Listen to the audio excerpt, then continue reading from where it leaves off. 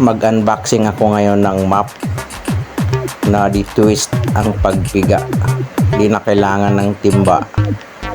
Tingnan mo kapatid. Ito, online shopping tayo. Okay. Ayan po yung handle niya. Ito po yung bagong model ngayon ng map, floor map. So medyo mura siya, kaya nagustuhan ko ang klaseng map na ito.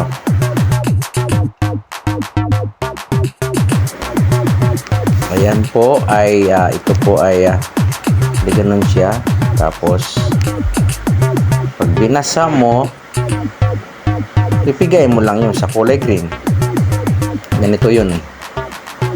Piga, ikot, tapos pipigay mo sa green. Tapos sa green ka magpiga doon sa handle.